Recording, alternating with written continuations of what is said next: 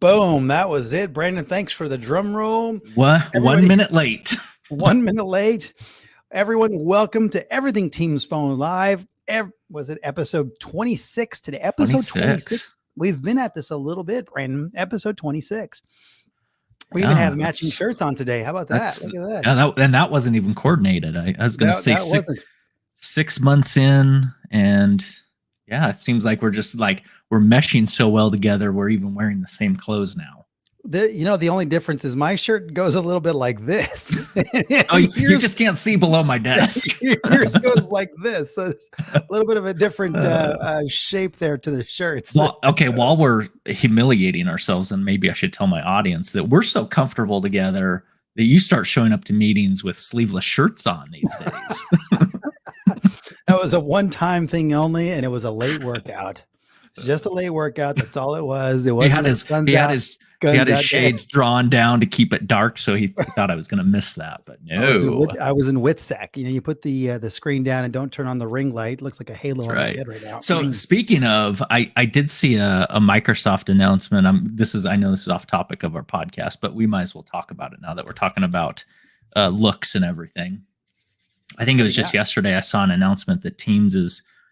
I don't know if it's a partnership. I didn't read the whole article, but some kind of, I'll call it a partnership with Maybelline, the makeup company, to do filters for Teams meetings. Oh, okay. So when that finally comes out, I guess you and I are going to have to we can get rid of our makeup crew for our podcast, and we can use Microsoft's Maybelline filters.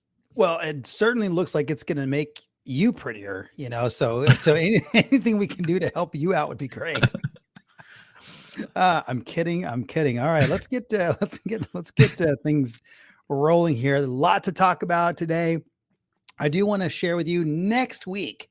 Okay, before we get into the show, I'm going to say next week I'm super excited to have back on the show Tom Arbuthnot. He is obviously the connected Teams guy, Microsoft guy, and we love having him on. He's so full of information, co-founder of empowering.cloud.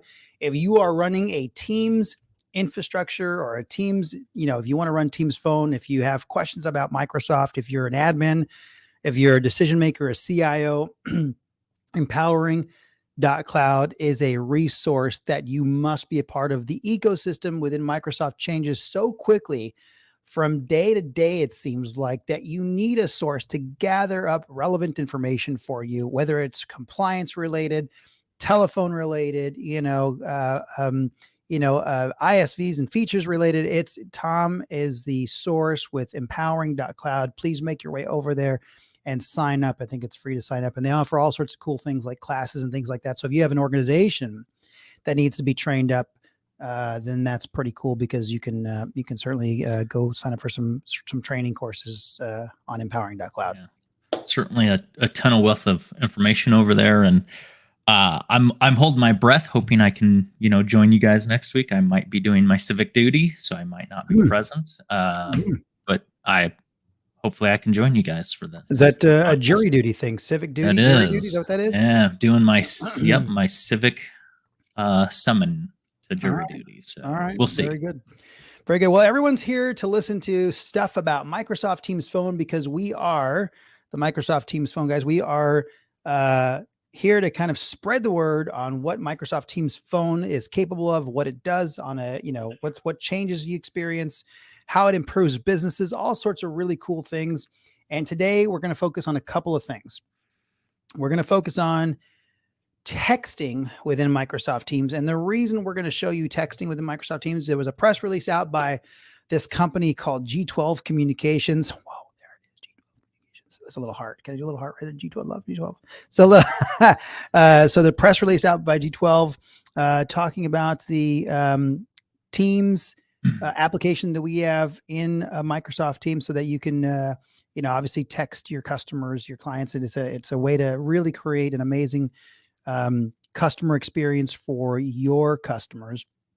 And so this is going to be a good episode to watch what Teams texting can do, and to really talk about some of the details about it, Brandon, like some of the technical things. Give us some technical sort of pieces about that texting that's important, Brandon. Yeah, and I have to apologize. My internet seems to be hiccuping. So I think I caught what you were saying. From our texting application, you know, pretty flexible in that it does all the standard SMS texting that you would expect it to do, from texting pictures, links, animated pictures, your typical P2P texting, person to person, to group texting. You have a favorite group of people you like to text. It supports that. Supports saving the contacts. That's one thing that a lot of the players in this space for SMS integration into Teams, that it seems to be one of their struggles, is around contact saving. I know some do it, some don't. We happen to be able to support that. The other thing that we can do, and actually just kind of came out as a feature, I think just recently, is the ability to import contacts.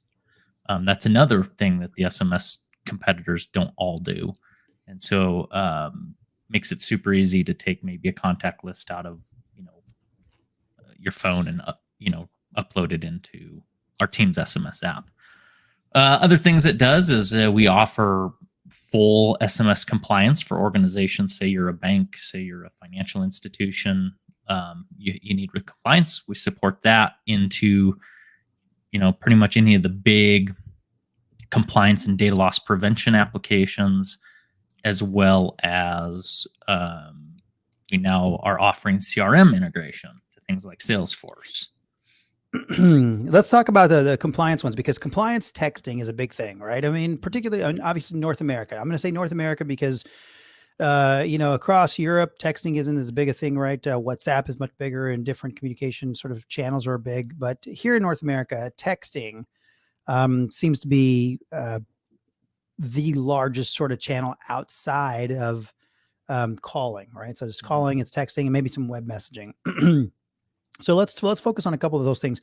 I do see that more and more in the financial, and particularly like wealth management, different financial organizations that really have adopted that whole, I guess if you think about it from a financial institution perspective, you've got, your banks or credit unions, those guys, and they're not really, and no offense to anyone that works there, but they're not really like a real sort of, it doesn't seem like there's a real, you don't have a person there. Maybe you do have a person there, so I could be completely wrong. I don't have enough money to show that I do have I have a person there. So maybe that's the case.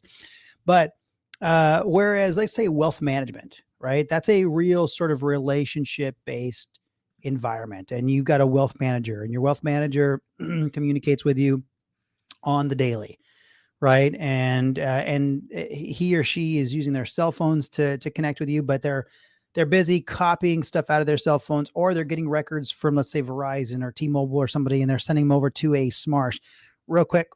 So those types of businesses, we see that quite a bit in the texting field. So from a compliance perspective, I want to bring this full circle here. From a compliance perspective, there are two that are not Microsoft. I forget what the Microsoft one is that we're integrated with now, but the other two, was it Global Relay?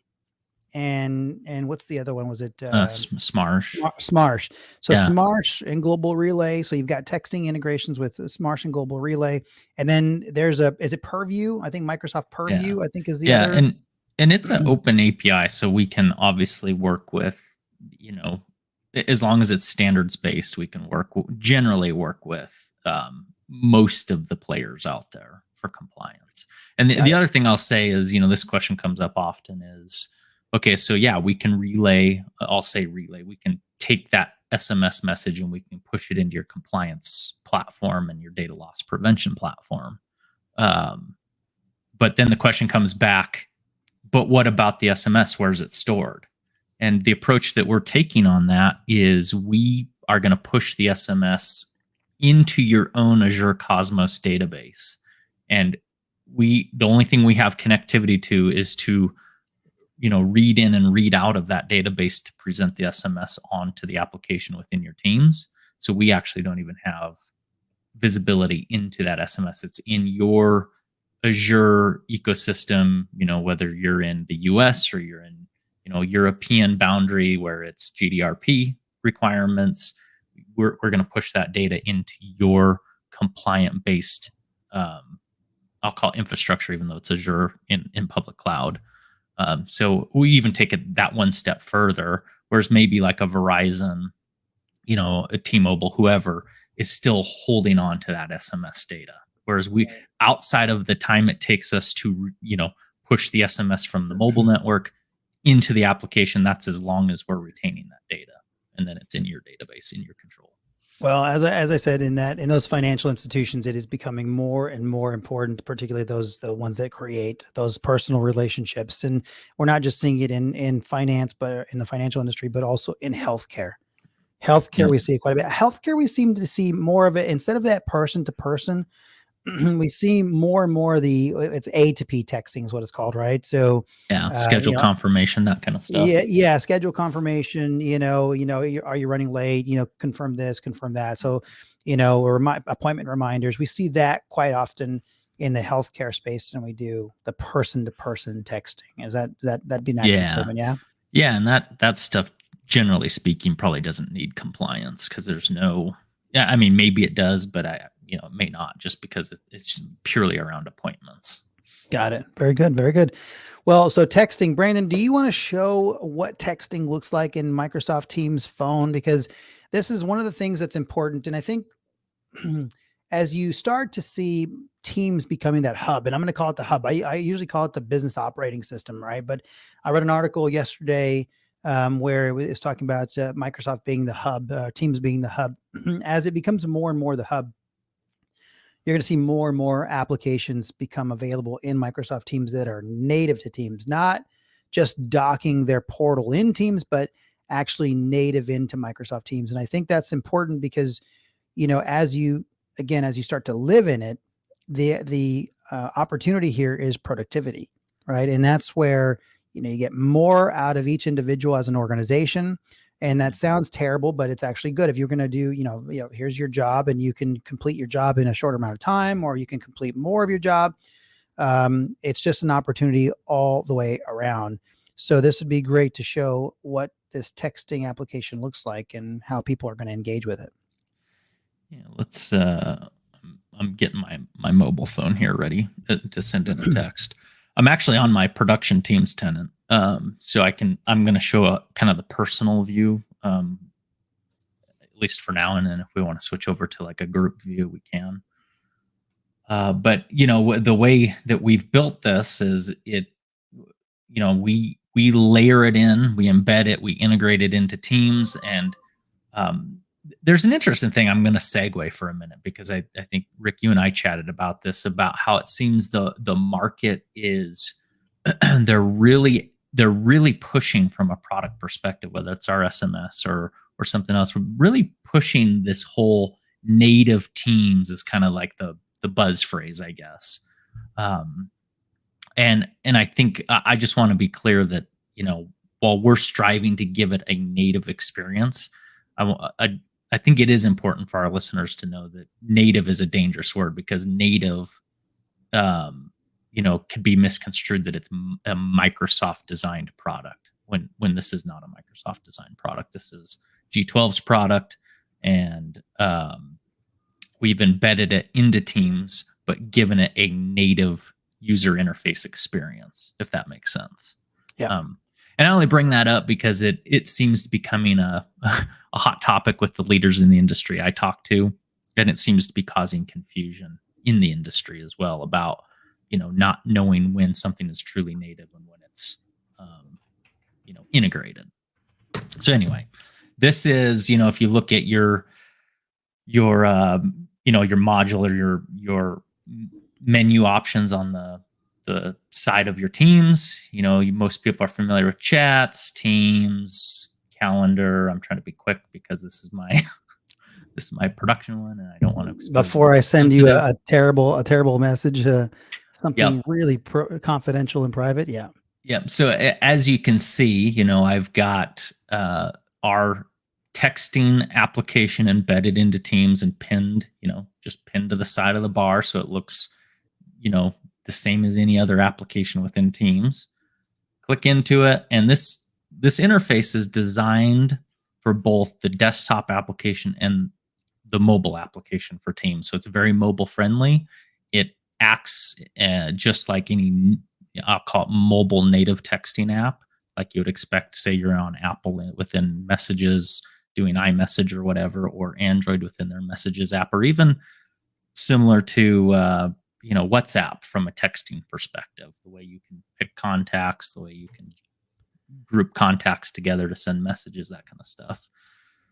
So let me send a message here, and that's what's important. Like the interface is so important. Look at my garbage people. If nothing, they're super on time. So yeah, let's focus on what this looks like. I mean, it does make it really, really simple to use, and this carries over both not just to your desktop, because it is native into Microsoft Teams. It is via the Graph API, and it is embedded in your tenant. You can see the same experience both on mobile and desktop, right? Yep. So I'm drafting just a sample message here. Can't multitask, so I can't talk at the same time. I was just gonna say, I'm gonna save any jabs just because we're on the air, but normally I'd have a couple of jabs at that. Yeah. So I just sent a text message in, simulating maybe I'm a partner, maybe I'm a customer, maybe I'm whoever related to the business. And you can see it comes in, it notifies, just like any other message would notify it. It's bolded until it's read, and then you can see, again, you're going to interact with this much like you would interact with just a native Teams chat. Only, again, this is pure SMS play here.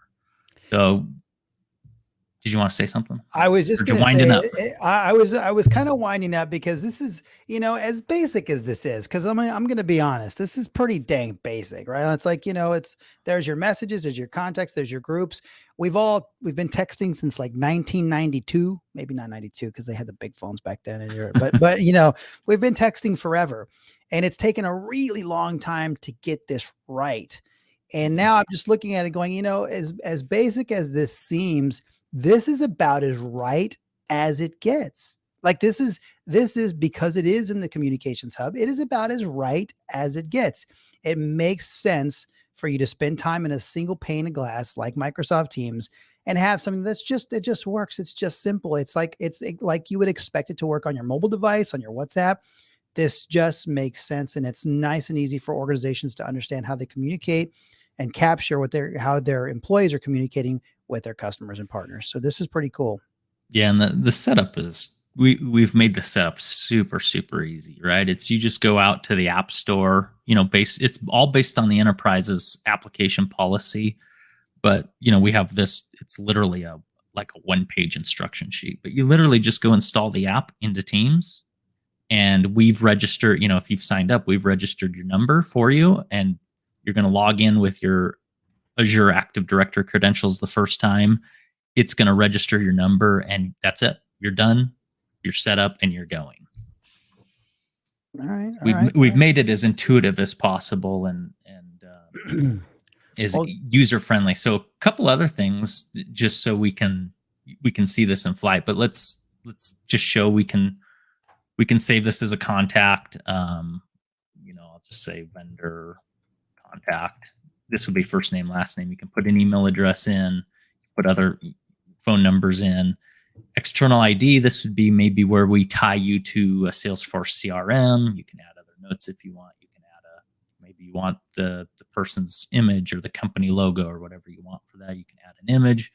You can save that. And now that vendor contact is going to show up over in vendor contacts.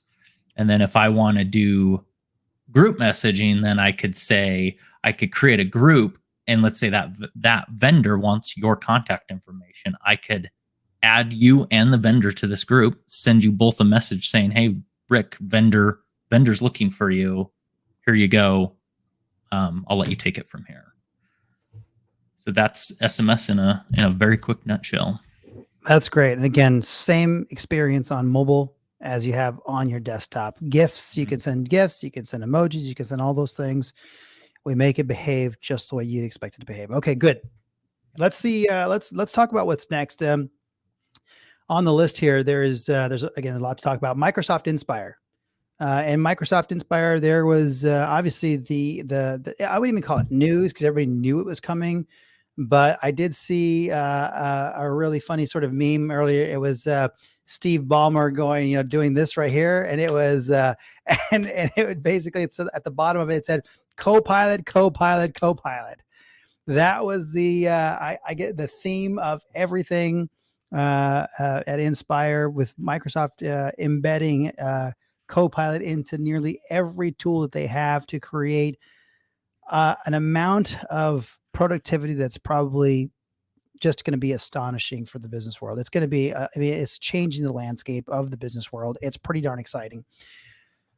What do you think? Oh, go ahead. I was going to say, I don't even think we, because of how rapidly this is coming out and how rapidly the announcements are, that Microsoft is making, when you think about, under the hood, what is Copilot? It's API, or it's artificial intelligence, machine learning, right? It's open AI.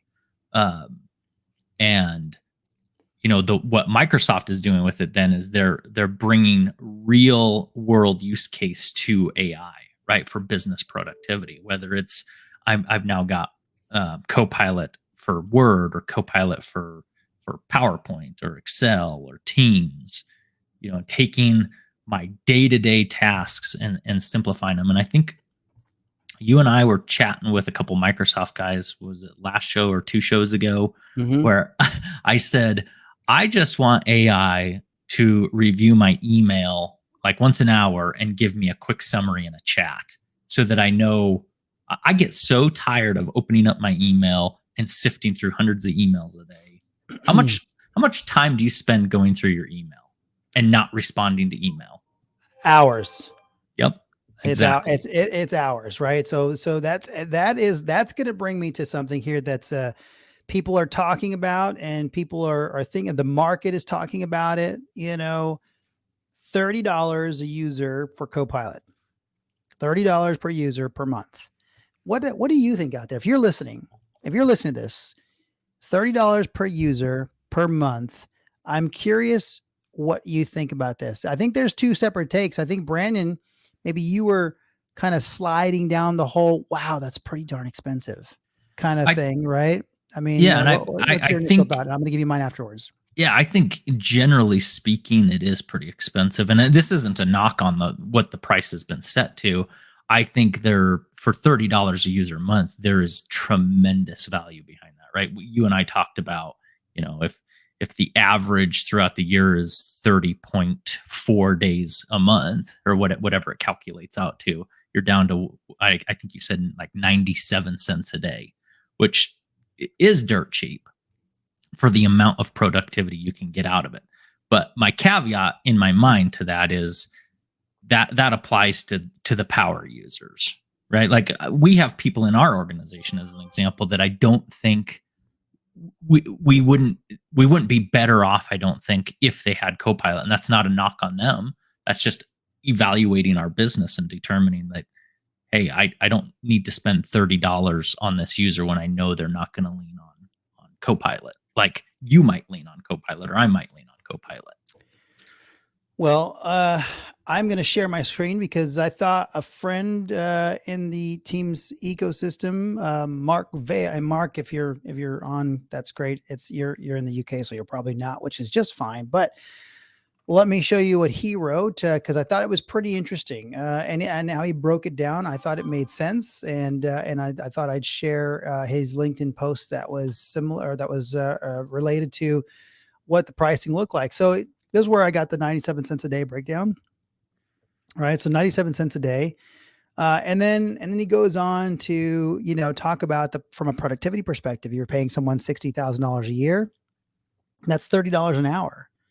Right. So if you think about how you use Copilot, if you are going to be that power user, if you are going to be more productive, if you can be more productive, if you want to be more productive in the space, right?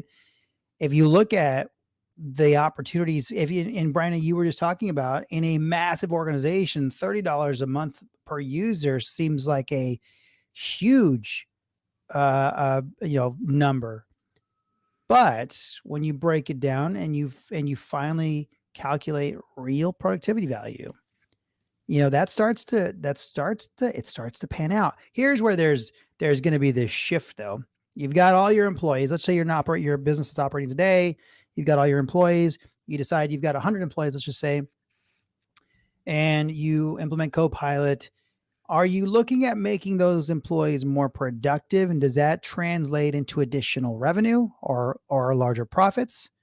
Or does it translate into, maybe I don't need 100 people, maybe I just need 90 people now to do the same thing that 100 is doing? So I think either way, there's three buckets that this could work in, right? From a productivity perspective, either you're driving revenue, right? Either you're creating additional profit, or you're able to drop FTEs, which nobody wants to drop FTEs. But the reality is that may happen in this space. That's probably going to happen as you see AI tools start to take over. And Microsoft by far is doing the best job at implementing it into real everyday tools. Don't get me wrong. There's a lot of businesses out there that are cropping up everywhere, dozens a day probably, on how they can create some cool automation, some cool sort of presentation of something, but no one is taking it to the market like Microsoft's taking it to the market, where you're embedding this thing in businesses that are operating today, and you're making it available, starting now, essentially, right? You're making it available. So I think there's a shift there, Brandon. I mean, there's a timing shift there. I've got these 100 employees, I pay a lot more, my cost of goods go up, and then I'm going to start to see what that productivity kind of really looks like, but it's going to take a little bit of time, I think. What do you think? And I would love to know what viewers think. I think there's going to be the businesses who are willing to pay for everybody to have it, just because, maybe they just see it as it's such a huge value add that we know it's going to be helpful to listen. I've come from backgrounds where companies that are so big, we're talking in the tens of thousands of employees, where they literally nitpicked between, am I going to pay $1 for a phone number for these groups of users that I know are not going to use the phone system?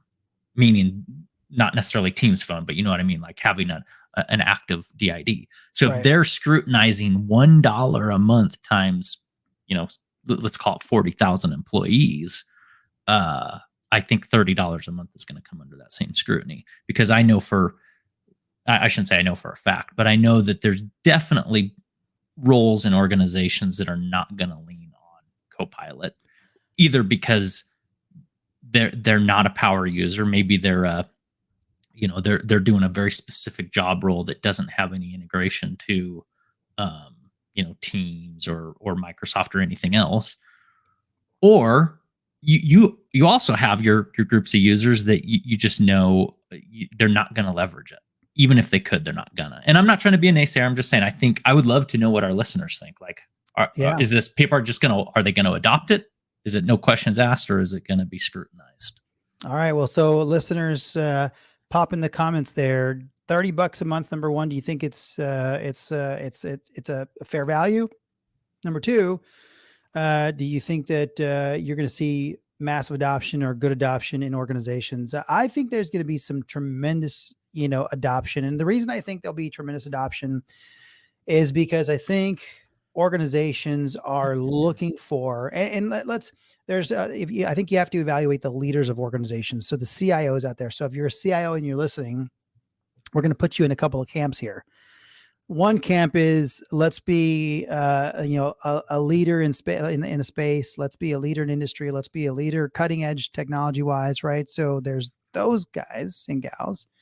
And then there's the organizations that are really, really, I want to say pragmatic, but practical, and they're going to look at it and go, does it, do I need this in my business? And I think the answer is going to be somewhere in the middle, because what you're going to find, I think, is if you're a knowledge worker, which is a lot of this stuff is geared for knowledge workers, right? Is this going to impact the guy on an oil rig? No. Right. You know what I mean? So, if you're a knowledge worker though, and I mean, true to the definition, if you are a knowledge worker, right, this theoretically is going to improve what you can deliver, right?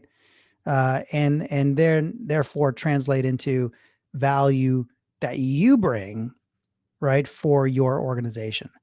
Oh So I yeah. think there's going to be a lot of adoption. It may not be, everything like you said, Brandon. It may not impact everybody at one shot.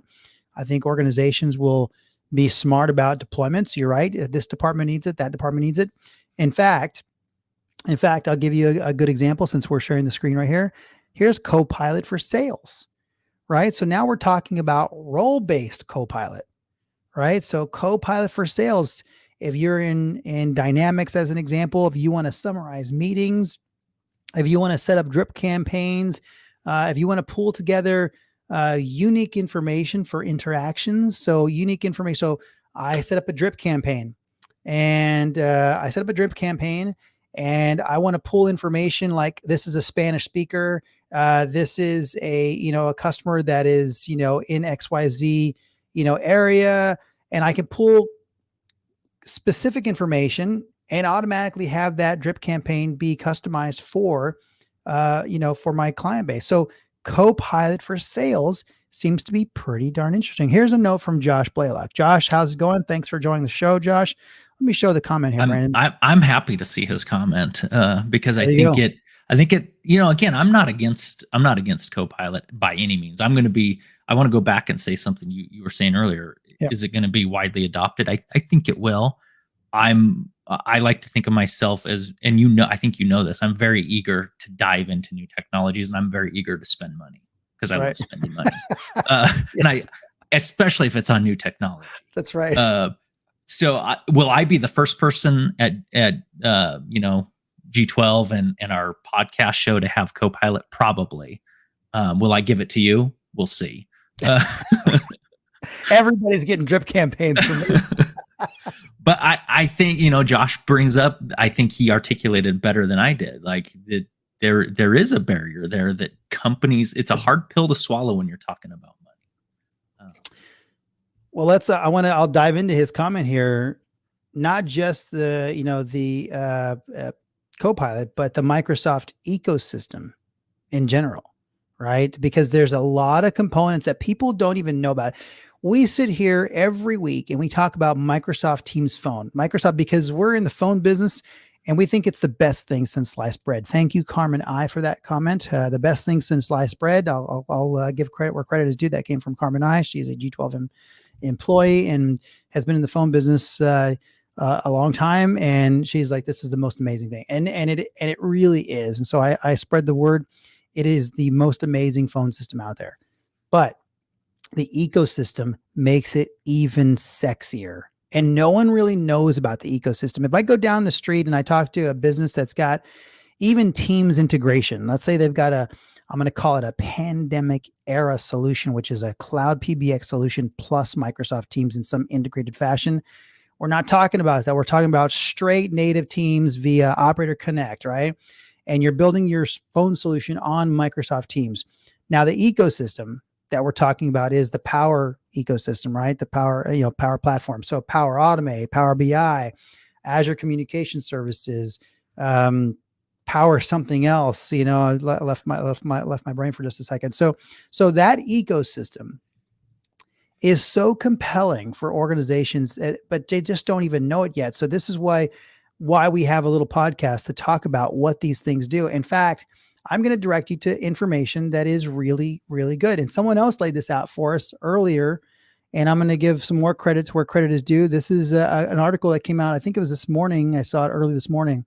Kevin Keeler. So Kevin, if you're watching, great. If you're not, you will at some point. Kevin is a technology analyst, and he talks about leveraging the Teams platform, and he talks about it being a hub in here, and talking about the flow of work. This was what was important. So the hub concept means that the user are more often able to stay within the flow of work, avoiding mentally taxing and time wasting focus shifts. This is where the productivity lives, right? Staying in your work. And I'm probably ADD, and I have a hard time focusing on things for any given period. But if you can stick everything in one place, you're more apt to stay in there and produce things that you're supposed to produce as a knowledge worker, let's say. So what he talks about, though, is Azure Communication Services.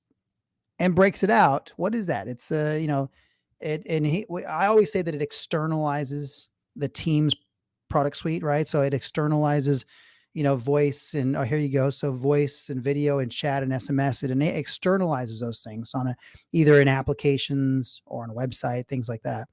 And so it's a platform, right? There's a set of APIs and SDKs that allow you to go build upon that. And so Josh, just to kind of close this off, his comment is absolutely right. It would be great if people knew that this ecosystem lived, right? There's this ecosystem out there. These businesses understood what this could do from a productivity perspective. We had a law firm that we were talking to yesterday, or I was talking to yesterday, and they're a pretty significant law firm. And we talked about Power Automate, right? And then we talked about automatically checking if, if you're looking at hiring a law firm, they're typically doing some sort of I forget what it's called. Not a non-compete, but they're typically doing a conflict of interest check. Okay. And so we talked about a way to deliver a check automatically and have it completed without anyone engaging. And typically that takes a day or two. And now you can probably have this done via the automation platform, in one shot. So it's pretty darn cool. Yeah. The automation platform probably coupled with some kind of AI integration that can go out and reference, real time for that conflict of interest. Yep. Okay, so so Copilot for sales, I thought was really, really cool and applicable in this discussion. I did show you Mark Vale's article he wrote about the 97 cents a day. I think if you break it down that way, it is consumable. Again, not widely distributed. I'm sure, like Josh said here, and like you're talking about. But your power users certainly, and people that are your high performers, I think, and whatever it is they do, I think it's going to be widely adopted at a pretty quick pace because the productivity gains are pretty instantaneous. I did find your Maybelline, and I was hoping that they had it available for you right now, because sometimes I have to put darker shades on. I never claimed to be a tan person. I'm just kidding. But it does look like there is a partnership where Maybelline is going to provide some styles.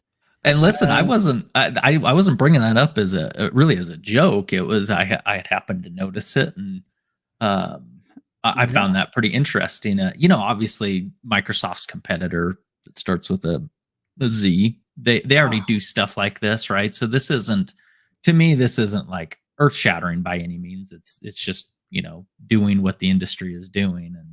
And will I use it? I guess you'll have to wait and see. That's right. Well, here's the way where I think it comes into play. Engagement, right? I think it all comes down to engagement. And what I mean by that is, we've all been on calls where most everyone's on video, and then you've got a few circles, right? And you've got more and more. I'm on calls, and there's some circles, and now there's avatars, right? And so, people are maybe not comfortable being on video. People are not comfortable, being on video all the time, right? So they may not want to be. And so I think this comes down to engagement of your team, participation of your team. And I think this is interesting because the avatars created an opportunity for people that are a bit shy, let's just say, and don't want to be on camera or just choose not to be. It created this almost anonymous way for them to engage and be more, solidified in the team, or feel more a part of the team, right? There's conversation about it. It's an icebreaker. It is a conversation piece when you've got an avatar or a few avatars on your meeting. So I think that this Maybelline thing, I think it's pretty genius, to be honest, because the more confident people feel on video, the more they're going to engage. And I think you want to bring people into that ecosystem, or that weave of team, right? I mean, not to be, that's yeah. I think you said it right. It boils down to feeling comfortable and confident. And actually, speaking of our friend Josh, I think, it's been many weeks ago he was on the show with us and we were talking about video engagement. I think that was one of the questions I asked him was, how do you encourage people to pioneer a video first culture? And so tying it back to this, I think this is just another tool that can be used to encourage that comfort, that confidence for presentation. Yeah, absolutely. Absolutely. All right, Brandon, what do we want to show next? I think it's pretty interesting, this space that we're coming into. There's a lot of highlights from Inspire, but what I want to do is I want to save all those nitty-gritty details for the Tom Arbuthnot show, the Empowering Cloud show next Friday. So I'm going to keep that one as much as I can. I'm going to keep that under wraps. I just wanted to I had this itch to show the Copilot for sales because, I love sales. I think it makes the world go round. And then, and then show a few of the Copilot things coming out, right? Where, we're talking about the Copilot sales and we're talking about $30 a month. So those are the big highlights, but we got more to talk about with Copilot in next week's episode. But today, what else are we talking about, Brandon, from a technical perspective? Microsoft Teams Phone. What are you going to show us today? Yeah. And actually I need to sign into my demo account just because I do need to be able to show things that are not so sensitive. But I think what I want to do is I just want to, we've spent a lot of time using the buzzwords power, Rangers, power, whatever.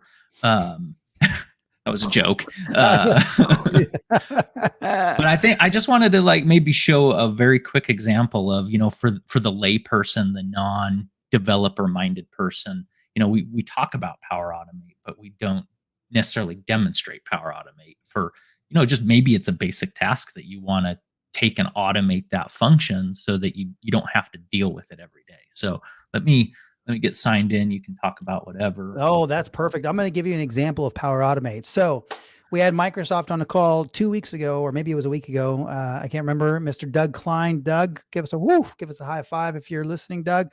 So Doug Klein gets on the call and talks about what he set up in Power Automate. It made him look like a rock star, which he doesn't have to be made to look like a rock star because he is a rock star. But let's talk about what he did with Power Automate. So he set up a simple task where if his boss emailed him, he got a notification on his watch. And how cool is that? Brandon, you talk about the amount of emails that you get and how it's like, you're just like, oh, it's like, I can't ingest all that. I don't want to ingest all that. What's required for me to look at, address and move on? Well, Doug, every time he got an email from his boss, made it go to his watch, was able to communicate or respond to his boss in record time, every single time, so much so that he gets pulled into, I think it was some sort of a review. And his boss says, you are amazing at responding at email. And I just want to give you kudos, right? For being able to respond so quickly via email. And Doug confessed at that point to us and to his boss that he had created a rule, an automated rule that said, if my boss emails me, I need a notification on my watch so that I can quickly respond. How cool is that? How simple is that? That's just a simple little rule, no big deal. But it created, an impression that led to Doug being called out in a positive way for being able to respond to emails quickly to his boss. So that was pretty cool. This is excellent. We're going to see the Power Platform at play. This is, for those of you that are listening, Brandon's going to break this down, like he said, in layman's terms. But boy, this is game changing for organizations, and more organizations. Hopefully you ask us questions about the Power Platform. Hopefully you ask us questions. I know that we're going to tell you and we're going to shout from the rooftops what Power Platform can do for you after we learn about your business. But let's talk about it with Brandon showing us what he's going to do.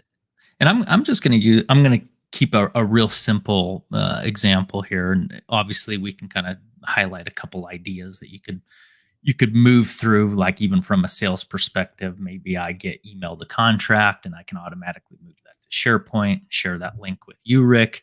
But today what I'm going to show, just because it's going to be quick and easy, is I loathe voicemails. I loathe them. I hate them. Do not leave me a voicemail. Anyone listening that needs to call me, don't leave me a voicemail. chances are I'm not going to listen to it. I'm probably just going to delete it. Same. So what I want to do is I want to use Power Automate to take my voicemail, move it to a card or a message in Teams, give me the transcription, delete the voicemail. I don't want that voicemail. I'm not going to listen to it. So what we're going to do is we're going to maybe 3, 4, 5 clicks. We're going to build the rules. We're going to test it. We're going to hope that I do it correctly. So you see it working, where we're going to leave a voicemail, and then you'll see Power Automate kick in. It'll take care of everything I just described. Man, that's cool. How basic is that too? It's like, you know what? That's a little thing where you just save a little bit of time. I don't have to check voicemail. I don't have to dial in. I don't have to hit play. I don't have to. Oh, I don't want to. Yeah. Let me just say right now, hold on a second before you go any further. If someone is still dialing into their voicemail, I'm talking to you. If you're actually dialing in to listen to your voicemail, get off this podcast. Send me an email. No, seriously, get off the podcast. Send me an email, rgarcia@g12com.com, rgarcia@g12com.com. You've got to stop dialing in for your voicemail. That's the most ridiculous thing ever. It's going to take such a massive time waster. We're going to help you fix that. So just hop off and just send me an email, and we're going to spend some time helping you out. Okay. Sorry, Brandon, I had to do that. That was just dialing in. That just triggered me. So what we're going to do is, Microsoft gives you some flows that you can work with, some pre-built flows. And like here's an example, forward emails to a channel. That's similar to what we're going to do, but that's not exactly what we're going to do. And lots of other ideas, right? You can take and you can move, say, a chat message to a OneNote. Like, let's say you send me some bullet items and you're constantly doing this. I could build a flow that says, you know what, anytime Garcia sends me X, send it to OneNote so I can reference it later and I don't have to go searching for it. But let's just talk here. This is the, kind of the main Power Automate interface. Home kind of brings you to a dashboard. We're down to about 10 minutes. So I got to move quickly. So I'm just going to go to a section called My Flows. I'm going to create a new flow, and I'm actually going to do an automated cloud flow. What that's saying is I just want to connect 2 cloud services in Microsoft together, and I want to make some decisions based on that flow, that logic. So we're going to connect it. Let's call this voicemail to chat. How easy is this? I mean, this just looks easy to me. I don't even know what's going on here just yet, but I can certainly click away in here and it's pretty much it's very intuitive, very wizard driven. So you just have to decide, okay, where does, what I say in the telecom industry all the time is know your flow. Whether you're troubleshooting, whether you're trying to figure out a solution, know your flow. Power Automate is exactly the same. Know what your flow is, know where you're starting, and know where you need to end. All right, know your flow. Okay, so I'm going to take a voicemail to chat, and I'm going to do it because Microsoft is going to when you leave a voicemail for me in Teams phone, it's going to send me an email. So I want to delete the email as well. So I'm going to start with the email. So I'm going to say when a new email arrives in my Office 365, there's other plugins for like Gmail, but I'm using Office 365. Let's create the flow. So it's building. Now I'm on my builder, right? So if you've ever used applications like Whimsical or Visio or whatever, it's very similar. So here we go. We're going to decide what folder it's in my mailbox. In this case, it's going to hit my inbox. I don't necessarily need to put my email address in, but I'm going to demo. So you can see that it could be a shared mailbox, could be whatever else. And it's going to come with an attachment because it's going to come with the audio file. So I'm just kind of making sure my logic is as granular as I can make it, just to make sure I don't get any loose matches. Subject is going to be... We lost him, everyone. He's now quiet. I'm sure he'll come back in just a moment. In the meantime, it seems my internet hiccuped right there. There you go. You're back now. Hopefully it stays on for the next 10 minutes. You saved the audience from some Jeopardy. It can go down. You saved the audience from some Jeopardy music. I saw on my other monitor, I saw my screen share start spinning. That told me, oh, we're down. Okay, so I've set up my rules. Okay, this is the this is the trigger, right? When I get a mail to my inbox and it's destined to me, has an object of voicemail. Okay, we're going to add a step, right? So now what we're going to do is we have our trigger. We're going to build an action. So what we want to do is maybe we want to, let's go to standard because we want to keep it within Microsoft. Let's go to Microsoft Teams.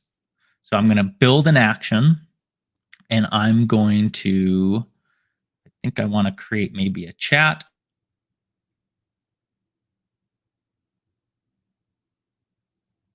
Dun, dun, dun, dun, dun, dun, dun.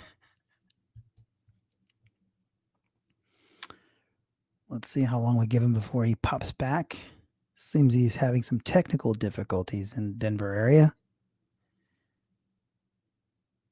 But if you're watching this is how cool is this? Like, you can comment here. This is pretty darn cool. Like, just literally building a workflow for tasks that you want to just where you create some productivity for yourself. Pretty impressive. Okay. Let's see if he comes back here.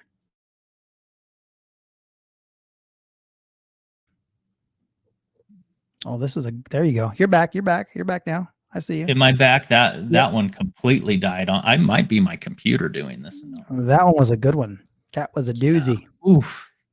Nothing like it. Me and demos are just cursed, I think. We even lost a viewer on that. I'm so disappointed. You made a viewer just throw the hands up and go, I'm out of here. I can't stand this. I can't even stand this demo. It's so annoying. All right. So what we're going to do is let's create a chat for our action.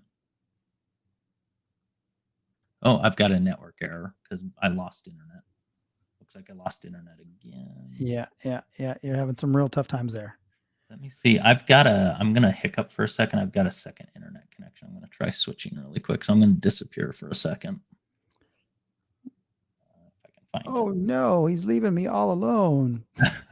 I'll be right back. All right. You've got 5 minutes still. You're doing just fine. Don't worry. Okay, let's go. Let's What's your favorite ice cream color? Ice cream flavor? My favorite? That's a good question. Probably vanilla. I mean, good old vanilla bean, because you can always add stuff to it. All right, very good. Good choice. See, when I was a baseball coach, I'd ask the pitchers sometimes when you walk up to the mound and they're all flustered with themselves, just something off the cuff. See, it worked. Like, it calmed him right down, and he's ready to go whizzing through this demo now. I'm trying. Yeah, I am all flustered up now. Okay, so let's make sure I'm picking the right one. So I want to. And no one, please comment on my pink drink. Don't comment on that. Do not. Or if you comment on that, prepare for a response. Yeah. So let's see. I think I want to post a message. There we go. There it is. So I'm going to post a message. There's a few things, but again, we're running out of time. We can, decide how we want to post as. I'm going to post as the Power Automate bot, just for the sake of the demonstration. I'm going to post in just a chat with the bot. So what that's going to do is it's just going to send a chat to whoever the recipients are that I want to chat with. So this could be even, Rick, if I get a voicemail and I want you to know that I'm getting voicemails, I can even add you to this chat. Oh, look at that. So I can get a notification that someone's come in and okay, interesting. Yep. So, and again, this is all logic kind of variable based, right? It's all dynamic. So it's not that I have to hard code this. I could say, hey, based on the email that I received, look at who it's to. So I'm just going to say, whoever it's to in the email, send that to them as a chat, right? So I don't even have to go figure out who I'm going to send it to. And then I'm going to build the message. I might say, hey, I want to know, I might want to say, I got a voicemail. Maybe I got it from, let's search from. So in this case, it's taking the subject of the email and it's telling me who it's coming from. And you'll see that. You'll see this here in a minute. And then maybe I want to add my own body to it. So maybe I'm saying transcription,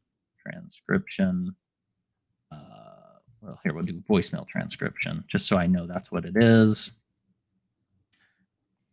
Make that maybe a little bigger, right? I can kind of dynamically format as I go. And let's say I want to know what that transcription is. So I'm going to set the body of the email, which contains the transcription. And that's it, right? So maybe I'm going to go to the next step and I'm going to say, let's do back in my Outlook. Now that I've got the message, let's delete it now. Yeah. Yep. Let's go down and let's do we could do a couple things. We could mark as read and then we could delete it, but for the sake of, let's see, where's delete? This is just super cool. Cause I mean, what goes through my head is if you're a creative mind and if you're a business person, you can sit here and think about all the tasks that you can create within the Microsoft ecosystem that save you time. And what's cool about this is not just dedicated to one application. Brandon, by all means, keep on. It's not dedicated to one thing. It's like, it's your hub. This because and you can every tool. Yeah, you can influence. It doesn't have to be Outlook to Teams. It doesn't have to be Outlook at all. It could be whatever you want to connect to. So last step is I'm going to delete the email from the message ID of the email that I received in the match on the trigger. So let's save that. They recommend you test it. I'm not going to test it. We're just going to cross my fingers and hope that I did this correctly. So I'm going to come over to my email. Let's make a phone call. Rick, you want to dial this number and leave me a voicemail? I can do that. Stand by. Please, what is the number now? 720-664-4742. So what we should see, if this works correctly, is, let me decline this. Let me send you to voicemail. Hopefully you go to voicemail. So we should see an email come in. Power Automate should take over. We should see the voicemail come in over here. It should be, make sure to leave a message so it transcribes. Hi, am I the 100th caller to the amazing Everything Teams Phone live show contest? Please tell me I won. Thank you. We all heard that. I know. All right. So let's see if okay, here's the voicemail. I might have to click out and click back. Oh, Oliver Anderson's got an interesting question, Brandon. I mean, that's an interesting question. Are we talking to Oliver right now? I wonder. So that is has anyone ever seen a flow which sends an SMS or makes an automated voice call out to a designated number if a voicemail is left, like an out calling feature from an old PBX? Yeah, I'll get to that here in just a second. But one thing I want to call out, if you were watching my screen, you'll see my voicemail came in, it disappeared. You'll see it's still right here, but if I click away and click back, it's going to be gone. So it's been deleted. So it's no longer an email and it's no longer in my voicemail box. But if I come over to chat, I'll see I got a new Power Automate message. And here I've got voicemail from, that's your number, correct? 425-429. Voicemail transcription. And it says, hi, am I the 100th caller to this amazing Everything Teams Phone live show contest? Please tell me I won. Thank you. And there's my voicemail, right? I don't have to go clean up my email. I don't have to go clean up my voicemail box. It's done. It's gone. Every time you leave me a voicemail now, my Power Automate is doing its job. That easy. I want to just say really quickly that when I say that Microsoft Teams is the basis for business automation, it is true. Like, this is as basic as this seems. If you think about it, again, I'm going to address the people that were dialing earlier to check their voicemail. And if they're still on, I'm certainly going to become angry with you at some point, but don't, you should have gotten off and called us already. But no, how cool is that? Where you've got your voicemail automated. Here it is. You can read the voicemail in your Teams. You know, again, if you're on Microsoft Teams phone, you get all your voicemails. Maybe it's from a specific person you want it left. Maybe you want to distribute that to a group if that's what you want to do. So Brandon, this is interesting right here because a flow, if a call leaves a voicemail, so that voicemail now, whatever voicemail that Oliver put a good question. Let me show his question here because there's interesting things to talk about here. If someone leaves a voicemail, now you've got it in a message. All right. And so do you want it to call out, Oliver? Are you thinking that you want it to call out and replay that voicemail to someone that answers? Do you want it left on their voicemail? Like, it'd be interesting to see what the use case is, because I think the case here is you've got a message now left in a voicemail box, and it could be the general voicemail box or somebody's voicemail box. And you could then, Brandon, via Power Automate, distribute that to, what am I like? Yeah. Am I a team? Yeah. I mean, I think, the important thing here is to understand what, back to Oliver's question, if you're talking SMS, so now you're taking that out of the well, I'll call it the traditional cloud environment that is maybe the Microsoft Azure environment, and you're pushing it into a legacy strategy like SMS, or you're wanting to automate a voice call out to play back that voicemail or to alert that the voicemail's been left. Can it be done? Yes. You're going to start getting into probably either using Microsoft, their bots to do this, or their ACS platform for the actual, where you can actually begin to do some really deep level logic where you can tie it to maybe a language model. Maybe you want to take that and you want to broadcast that message out, out to somewhere. I could think of a million business cases around school notifications, emergency notifications, even inclement weather emergencies for businesses where, this question, does Microsoft offer a super easy out of the box solution? It depends on the business. Like what I just showed. Yes.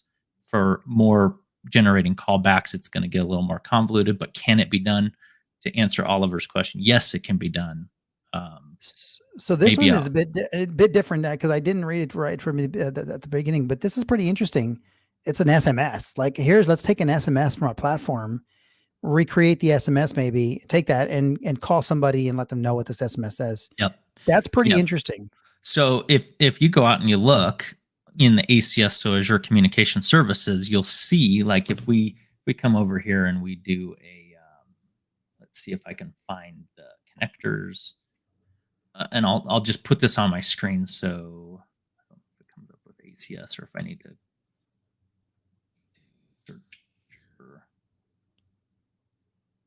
Give me one sec. I know we're over the hour, but we're over the hour. But this is super interesting. I want to show this if Oliver's still on and looking Azure. You can see again, this is going to be a premium license thing, but it can be done where I can take, that's email. I'm trying to hover. There it is right there. Azure Communication Services SMS, right? So now I can plug Power Automate into Azure Communication Services. I can build the SMS flow logic, so I can extrapolate the data out of, could be email, could be out of a Teams message, could be out of voicemail, whatever you want it to be, and convert that to an SMS to push that out into, to his business case where people want to disconnect from Teams or Outlook, but you still need to be able to get a hold of them via legacy. Is this like a pager duty replacement? Is that what this is? Basically something like that? Is that what we're thinking here? I mean, it certainly could be, a business might view it as a replacement for something. He goes on, Oliver, you go on and you talk about, they want to disconnect from Teams and Outlook during off hours, but I want to be notified in case there's an emergency, if there's an emergency left in the support mailbox or something similar, right? So to me, this sounds a bit like this, like a pager duty replacement, right? So you've got, if you're not managing your teams while in off hours or you're looking at your Outlook, but you definitely want to get a call, maybe on your cell phone, right? Just like get on your cell phone. Let's get a call on your cell phone in case you've got do not disturb on or something. So that would be interesting to launch a call from a voicemail or an SMS or something like that. That's a great case study, Oliver. We're going to get on it and we're going to come back to you next week and we're going to cover what we came up with next week because we're working on it right now, actually, for somebody else to replace that CUCM stuff. Hurts my tummy every time I talk about the Z's and the C's, man. It's like it's all Teams, baby. It's all Teams all day long. Okay. Brandon, we got to wrap this thing up, buddy. We're 5 minutes over time. Thank you for staying with us. We appreciate it.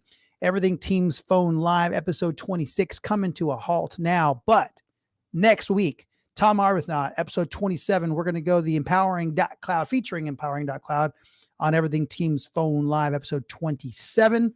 It's going to be awesome because he is going to bring us all the details as it relates to Microsoft Inspire. And there is a lot to cover, and I'm glad we didn't get into it today. That's all I got, Brandon. What do you got, buddy?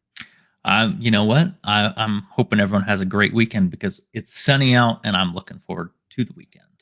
All right, everyone. Thanks so much. Signing off, episode 26. We'll catch you guys later. Everything Teams Phone Live. We're out.